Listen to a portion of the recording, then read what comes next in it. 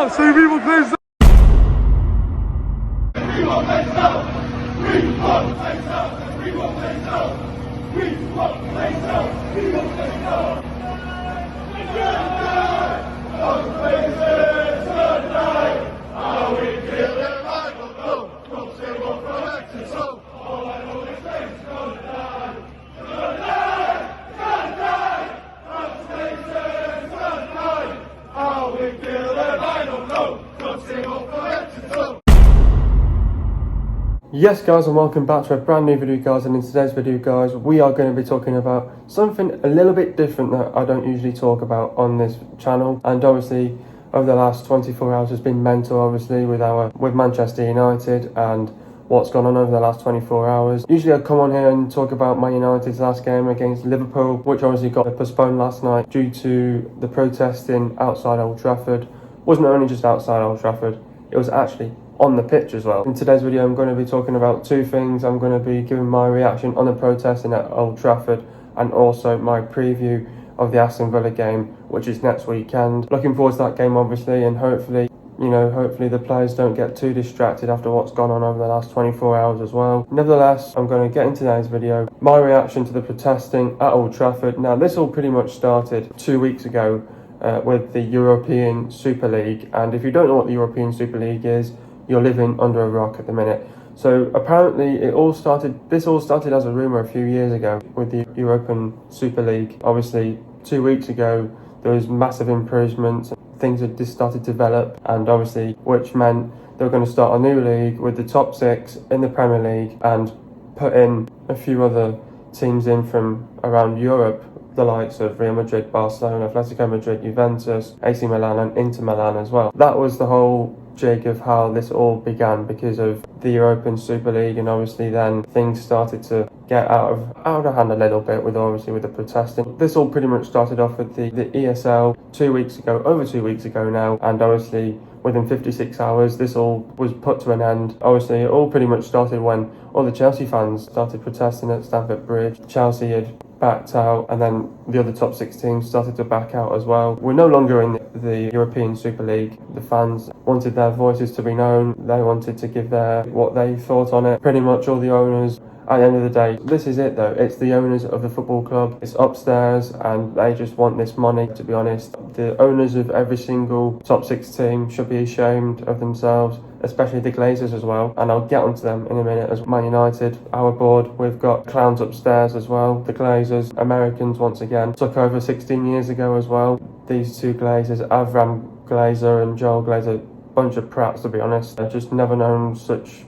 idiots, to be honest. And our owners, Americans, they don't really care as long as they get the money. And then obviously Man City, they've got the Sheikh as their owners as well, in Abu Dhabi as well. Obviously the Liverpool owners as well, they're just as bad. At least their owners sat down and actually put a video up and saying he apologises and stuff like that. Our owners couldn't be asked to do that. They apologised as well, but it took them time to apologise as well. Chelsea as well, obviously Abramovich as well, with him being the owner of Chelsea and Tottenham, they want Daniel Levy gone as well. Their owners are just as bad.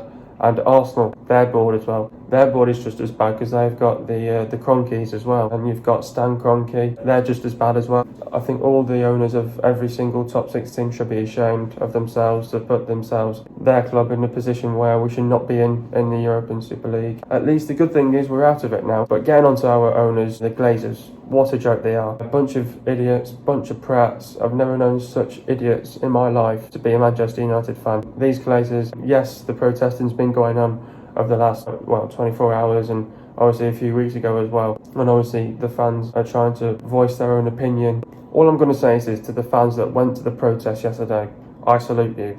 Absolutely fantastic. You're surrounding the stadium. I salute you, putting the banners out there, you're getting the word out to the Glazers, and that yesterday was probably gone all around the world. That goes to show of why we need to get rid of these Glazers. These Glazers have got to go. It's time to go! We've always said it. The owners have got to go, but the thing is, it's difficult to get rid of owners as well. That's the other thing that we have to bear in mind as well about the Glazers as well. I salute those fans that went to that protest yesterday, but I'm also a little bit embarrassed by how things are planned out and how things got a bit of out of hand as well. The Glazers, for me, have got to go, but the thing is, they're never going to go because they want to have the trust back in with the fans, and they're not going to get that with the fans. The fans want them gone. Even a fan was on Sky News saying that I'm not going to be buying any merchandise until these Glazers are gone. They're not going to go. It's tough to get rid of owners as well. Unfortunately, I don't want these clowns to be here. They're here. They're still our owners right now. They won't care. At the end of the day, they'll just say, you know, this is just a load of... They won't care about the scenes that they saw at Old Trafford yesterday. They'll just say, nah, just ignore it all. It'll go to bed in, hopefully in 2 days' time. We'll move on. The Glazers have got to go for me because the structure of the board has not been that great. Obviously, the whole of this with Ed Woodward obviously is back down as well from his role, so it's good that he's backed down and said, you know, this is not for me anymore now. Our chief executive, he's another idiot that I didn't want in the club as well. Ages ago, it's about time he steps down and lets his role go to somebody else now. He also stepped down from his role, part of the UEFA as well. He's going. Hopefully, at the end of the season, he's going to go and appoint someone whenever he's resigning, and hopefully at the end of the season, I'd like to see Edwin van der Sar at Manchester United, and he can get our club back going as well. And the club have been in contact with him, and I hope we appoint Edwin van der Sar as our chief executive, and hopefully try get a few more ex-Manchester United footballers in our board, because they know where Manchester United needs to be right now. Ollie needs to back in from the board as well, and it starts at the board, and it's good that Woodward's backing down. He's half of the mess that's gone now. We need to get rid of these owners, but it's whether if their owners are going to sell up. Are they going to sell up? I can't see it happening because it's really difficult to get rid of owners as well. By the sides of that, just not good enough by these owners. I want them to go, but they're never gonna go. At the end of the day, I salute the fans that went to the protest yesterday, but I'm also a little bit embarrassed with the scenes that had happened. Also, I'm ashamed and embarrassed as a Manchester United fan to see that the fans are running on the stadium and just doing whatever they want to do. I know fans are angry. I know fans want to put out their opinion out there. They want the Glazers gone, they want them out. Obviously they're angry as well. I obviously get that myself, but going out onto the pitch, we should never have done that in the first place. They've trashed the place a little bit. Obviously, you know, now the FA are getting involved, investigating this, and now they're talking about United could get points deducted from this, but we don't know that. We don't know about that yet. That's not been confirmed or anything like that too yet. The FA are looking into this, the authorities are looking into this, the police are looking into this. So it's a deep investigation. I think the fans that went onto the pitch, not acceptable.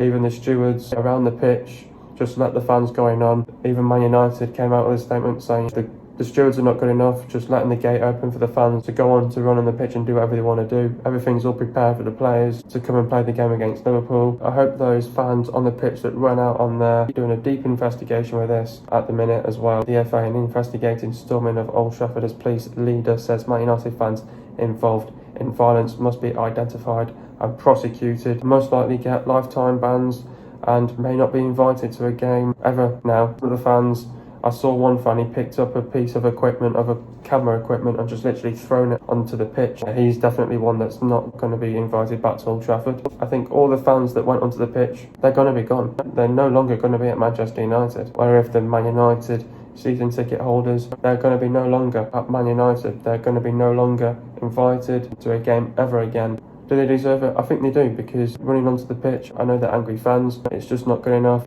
They're for doing it. They're absolutely... Whoever organised it as well on match day is just ridiculous. If you want to protest, do it on another day to do it as well, but at the same time, I salute the fans that did the right thing by were outside the stadium, but I don't salute the fans that were out on the pitch doing their thing, and also went into the tunnel, they went into the changing rooms, damaging stuff as well. It's just not good enough by these fans of ours. I know you're angry, I know you want to voice your opinion, I know you want the Glazers out, but to do that, it's not good enough, it's not professional. You get exposed as well when you're on camera as well. I've been seen on camera as well when I've been around on different events myself. You've got to be careful what you do on TV. When that's shown on TV, they're going to identify you. That's it. It all started with the ESL. We're out of it, which is a good thing. I mean, at the end of the day, it is what it is. We went out protesting on the 24th of April, 2 weeks ago at 3 p.m. I think there was about, I'd say, over 2,000 fans. Good turnout as well. Good protest there. That was the lead up to the Leeds game as well. And then obviously yesterday they went out protesting about 2 hours and a half before kick-off. And I could see something like that happening yesterday with the game not going ahead as well. We've got the match postponed. The United fans have sent a message out to the Glazers. What are the Glazers going to do? I don't know. They have already come out and said that they're not going to sell up. But this is it. It's tough to get rid of owners. There's been a few statements that have come out from Manchester United in the Premier League. Obviously, the Premier League postponed our game. It's likely going to be between the 15th and the 16th of May. Obviously, I would have liked one game a week till starting next week. But now we've got a game in hand now on Liverpool. Hopefully that won't get to the players too much with their preparations ahead of Roma away from home as well. I think the players will be they'll be a bit overwhelmed that they're going to be going away from home now in the next two games, going to Rome on Thursday, or they'll be heading out of Manchester on Wednesday anyway. Then they'll come back to England and then they'll prepare for the Villa game as well. And then we're away to Villa. And then I think we've got a home game then as well, but I think that's going to get postponed as well. I think that was Fulham, so I think that game's going to get postponed as well. There's going to be a few pushbacks in our schedule. It's going to be a tight schedule once again, but we'll have to get on with it. That's my whole take on it, on the protesting at Old Trafford. The fan that with the corner stick in his hand, he's going to be definitely gone as well. Yeah, you just got to be careful what you do. Some of it was taken way too far. I salute the fans. I give them all credit of what they've done. The fans that went on the pitch, I don't have any sympathy for them, unfortunately. That's why you've just taken it way too far. The security now at Manchester United needs to be stronger now. There's going to be no chance of going to Old Trafford now for the next week or so. Obviously now they'll need to sanitise and do all that stuff now before we can play a home game again. The fans have got a voice. They want their opinion out. They want the Glazers out. It is what it is. Hopefully we can get them out at some stage. It's difficult to get rid of owners. All credit to them going out yesterday, protesting. We've sent that message out. Hopefully we can get these owners out, get these clowns out. The question is, are they going to go? Are they going to sell up? That's the thing. Now getting into the second part of this video, the preview of the Manchester United game against Aston Villa away from home. I'm looking forward to this game. I predict my starting 11. So obviously we've got a game against Roma. I'm expecting changes in that game. I'm expecting, well, not the reserves, but hopefully Ollie's got the squad depth there for that game. Hopefully he's going to be just replacing the likes of McTominay, Fred as well, Pogba and all them lot. So hopefully he's going to give players a run out in this on Thursday against Roma. So hopefully he's going to revert back to his starting 11. The starting 11 that I will go with in this game is, I'm first going to go in goal. Dean Henderson is going to start this game in goal for me. I think at right back, Wan-Bissaka obviously. At centre back, I'm going to go Lindelof. The left-sided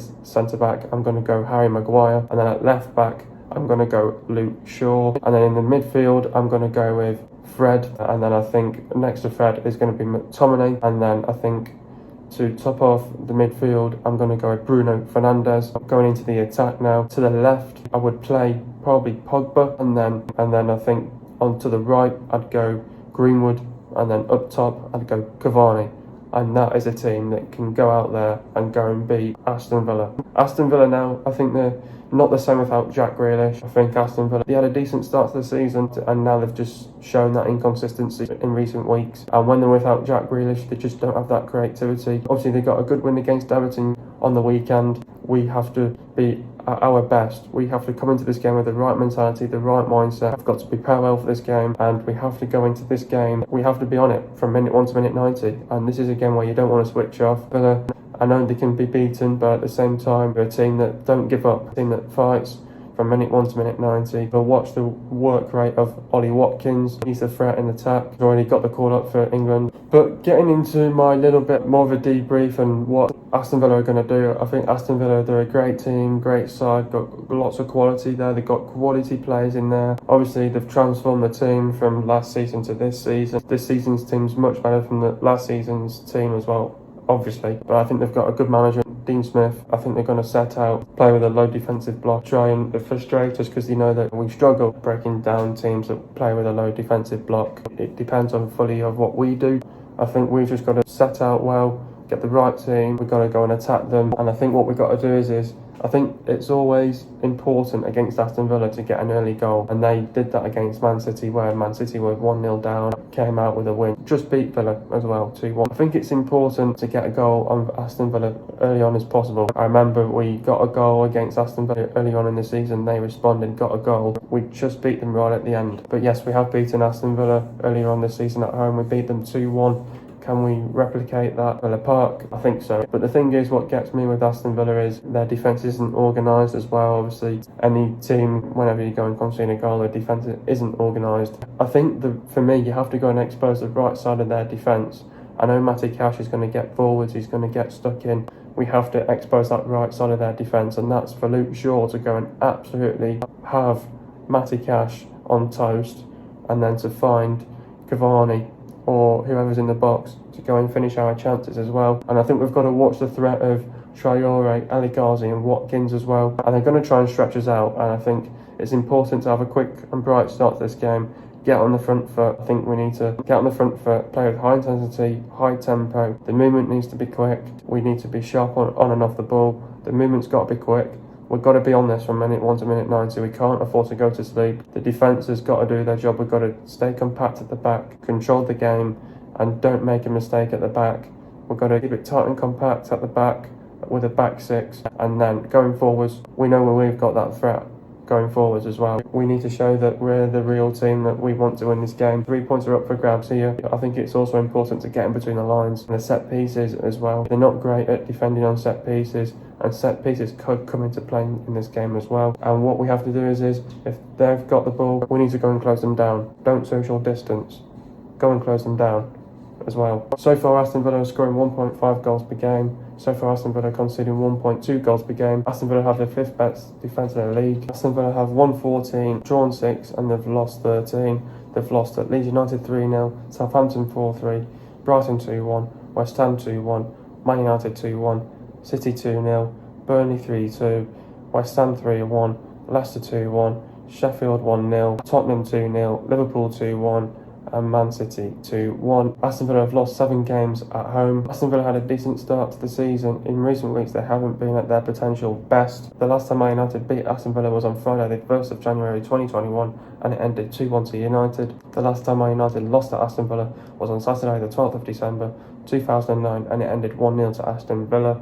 The players to look out for is Martinez, Konza, Mings, Target, El Mohammadi, House, Cash, Louise McGinn, Transigay, Nakamba, Barkley, Sanson, Wesley, Watkins and Traore. Hope you guys have enjoyed another video. Be sure to leave a like. Subscribe to my channel if you are new. See you guys in a video in the next couple of days. And peace.